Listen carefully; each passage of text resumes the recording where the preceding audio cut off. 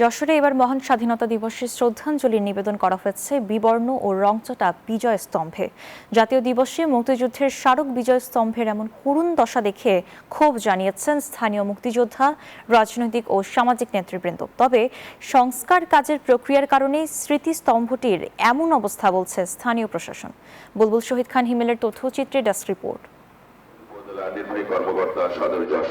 ২৬শে মার্চ স্বাধীনতা দিবসের প্রথম প্রহরে যশোরে ৩১ বার তোপধ্বনির মধ্য দিয়ে দিবসের কর্মসূচির সূচনা হয়। কিন্তু বিবর্ণ রংহীন বিজয় স্তম্ভ আর কাপড় দিয়ে ঢেকে রাখা স্তম্ভের একটি অংশ যেন বিজয়ের উজ্জ্বল স্মৃতিকে ম্লান করে দেয়।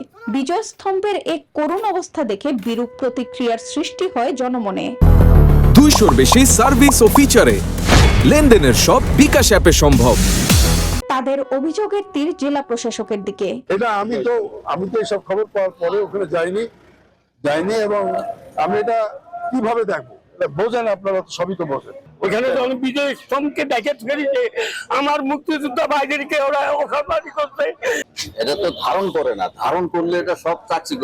গত বছরের ধারাবাহিকতা এবছর থাকুক, কোনো ক্ষেত্রে এটা আসলে দৃষ্টিকটু এবং মুক্তিযোদ্ধাদের প্রতি অসম্মানকর।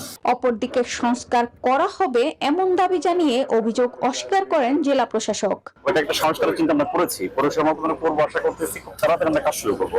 যেহেতু সময় ছিল না সংস্কার করার, আমরা এখন উদ্যোগ নিয়েছি সংস্কার করে এটাকে আরো দৃষ্টিনন্দন করবো, রং করে প্লাস্টার করে এবং বিভিন্ন কালার করবো ইনশাআল্লাহ। মহান স্বাধীনতার স্মারক বিজয় স্তম্ভ যথাযথ মর্যাদায় ফিরে আসবে এমনটাই প্রত্যাশা যশোরবাসীর। Desk report, news 24।